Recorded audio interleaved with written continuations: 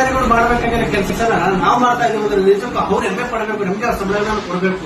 ಆ ರೀತಿ ವ್ಯವಸ್ಥೆ ಆದ್ರೆ ಈ ಇಂತಹ ಅಕ್ರಮಗಳಿಗೆ, ಇಂತಹ ಭ್ರಷ್ಟಾಚಾರಿಗಳಿಗೆ ಕಡಿವಾಣ ಹಾಕೋದು ಸಾಧ್ಯ ಆಗ್ತವೆ.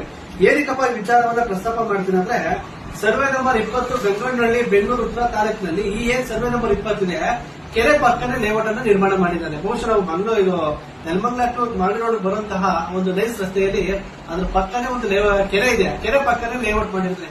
ಲೇಔಟ್ಗೆ ಸಂಬಂಧಪಟ್ಟಂತೆ ಯಾವುದೇ ರೀತಿಯಾಗಿ ಕನ್ವರ್ಷನ್ ಆಗಿರ್ಬೋದು, ಸಂಬಂಧಪಟ್ಟ ಯೋಜನಾ ಪ್ರಾಧಿಕಾರದಿಂದ ಆಗಿರ್ಬೋದು, ಯಾವುದೇ ಸರ್ಕಾರದ ನಿಯಮಾವಳಿಗಳಂತೆ ಅವರು ಇದುವರೆಗೂ ಕೂಡ ಲೇಔಟ್ ಅನ್ನ ಮಾಡಿಲ್ಲ. ಕಾನೂನು ಬಾಹಿರವಾಗಿನೇ ಲೇಔಟ್ ಅನ್ನು ನಿರ್ಮಾಣ ಮಾಡಿದ್ದಾರೆ, ಸೈಟ್ ಅನ್ನು ಹಂಚಿಕೆ ಮಾಡಿದ್ದಾರೆ. ಅದು ಸಂಬಂಧಪಟ್ಟಂತೆ ಇದನ್ನ ತನಿಖೆ ಮಾಡಿ ಸರ್ವೆ ಮಾಡಿ ಕೆರೆ ಬಫರ್ ಝೋನ್ ಇದೆ.